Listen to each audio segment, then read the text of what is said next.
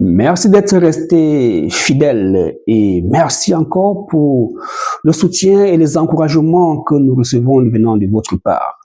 Alors, l'hydrosalpince, c'est la présence ou l'accumulation de fluide ou encore de liquide au niveau des trompes de Fallope. Pour dire simple, il y a l'eau dans tes trompes, madame.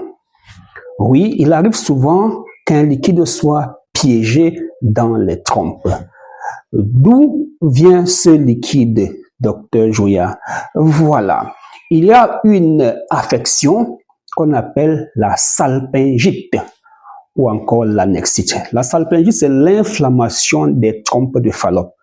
La salpingite, c'est l'inflammation de votre trompe, c'est le gonflement de votre trompe suite à une infection.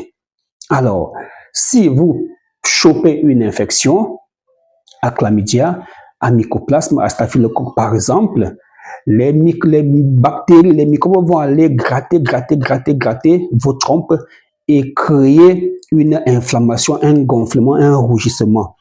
Vous verrez souvent des femmes dire « j'ai mal au bas-ventre quand j'entretiens les rapports ». Vous verrez des dames demander à leur monsieur d'être moins brutal. Vous verrez une dame vous dire « docteur, je ne supporte plus les rapports. Avant, c'est moi-même qui partais chez le gars là, c'est moi-même qui voulais. Maintenant, quand je suis en action avec mon gars, avec le père, j'ai mal. Je prie seulement tous les dieux qu'ils finissent et qu'ils descendent sur moi. J'ai mal, docteur. » Oui, madame, vous avez là une pelvialgie, une inflammation du pelvis, du bas-ventre, qui peut être associée à une annexite ou à une salpingite. Et parfois, ça passe. Oui, docteur, quand je venais de me marier, j'avais souvent très mal au bas-ventre. Mais après, c'est passé. On a eu pris des traitements à l'hôpital, c'est passé. Oui, c'est passé, mais les séquelles de salpingite chronique sont restées. Et les séquelles de salpingite sont à l'origine des trompes bouchées, à l'origine de l'accumulation de liquide dans tes trompes. Regarde, lorsqu'il y a eu gonflement, les tissus sont éclatés, la bactérie a attaqué. Les anticorps sont venus en grand nombre là-bas pour bagarrer contre l'infection. Les anticorps ont gagné l'infection grâce aux médicaments que tu as bu, aux injections que tu as bu. Mais la saleté issue de ce combat-là, c'est ça qui traîne dans tes trompes. Parce que lorsque les cellules éclatent, il y a des liquides, il y a des sérosités qui traînent. Lorsqu'il y a un abcès quelque part, d'accord, il y a un liquide. D'accord, on peut avoir aussi un abcès tubaire qui est à l'origine de l'hydrosalpince. Alors, mesdames et messieurs, de grâce, allez souvent faire un PCV, arrêtez l'automédication. J'avais mal, j'ai mis les ovules pharmaceutiques pour l'hygiénas, j'ai pris des anti-inflammatoires, j'ai dit docteur, c'est passé. Oui, c'est passé, mais les séquelles sont restées.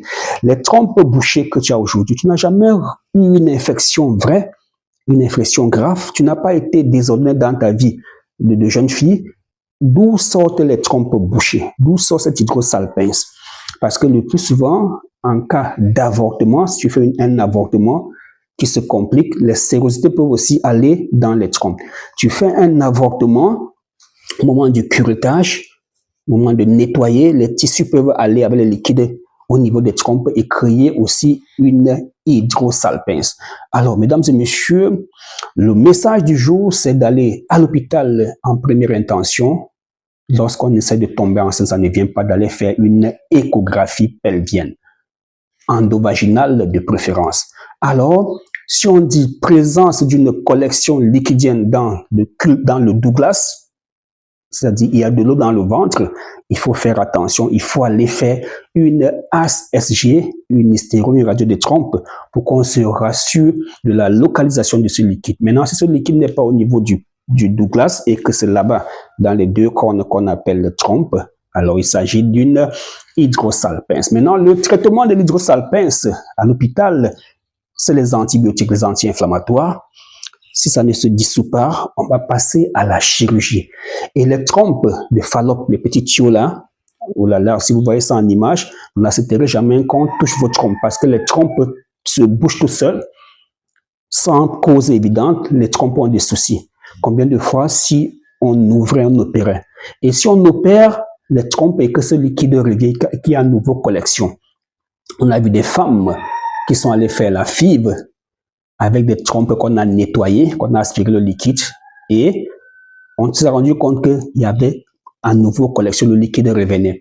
On a vu des femmes en dernière urgence à qui on a dit, bon, il faut qu'on enlève les 2 trompes parce que si on fait un transfert d'embryon avec ces 2 trompes qui contiennent le liquide, ça va affecter le bébé et il n'y aura pas de grossesse. Et ces femmes ont accepté, on a enlevé les trompes. La fécondation in vitro n'a pas donné. D'accord, il y a eu rejet d'embryon, donc elles ne peuvent plus tomber enceinte naturellement. Donc désormais, elles ne peuvent que faire des FIV. Alors, mesdames et messieurs, notre intention première, ce n'est pas de vous faire peur, c'est de vous ouvrir l'esprit afin que vous puissiez bien comprendre. Ne jamais chercher à savoir où j'ai attrapé cette infection, d'où ça sort, mais cherchez à vous soigner. Alors, comment est-ce que nous nous prenons pour soigner? Vraiment, pour ceux qui sont abonnés, ils savent déjà que je vais parler de notre ovule. Lorsqu'on dit ovule, ce ne sont pas les polygynastes de la pharmacie. Je sais que vous avez déjà utilisé les polygynastes, non? Il ne s'agit pas de polygynastes, d'accord? De ces ovules de la pharmacie. Lorsqu'on dit ovule, il ne s'agit pas d'ovule pour nettoyer les pertes blanches, enlever les odeurs. D'accord? Non, non. Lorsqu'on parle d'ovule, il s'agit d'une approche thérapeutique particulière, proche à l'Afrique. Cet ovule qu'on va déposer par devant, qui va tirer, en stretchant, tirer sur ce liquide, et vous allez voir le liquide couler. Je vais chercher des captures d'écran ou encore des audios pour vous faire écouter le message des femmes qui expérimentent cette histoire de l'eau sale qui sort. Au village, on appelle cela une quinso. Cette eau sale qui vous empêche de garder une grossesse. On appelle aussi le ventre qui chauffe. Certaines femmes ont le ventre qui chauffe. Voilà pourquoi tu as toutes les sensations d'une femme enceinte. Le moment venu, tu vois tes règles.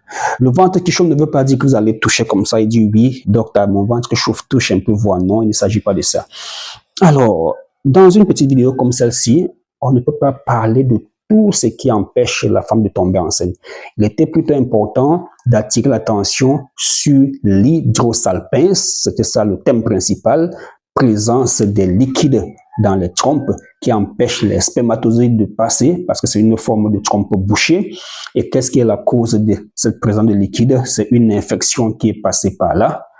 Et après l'infection, il y a eu accumulation de liquide. Est-ce douloureux? Oui.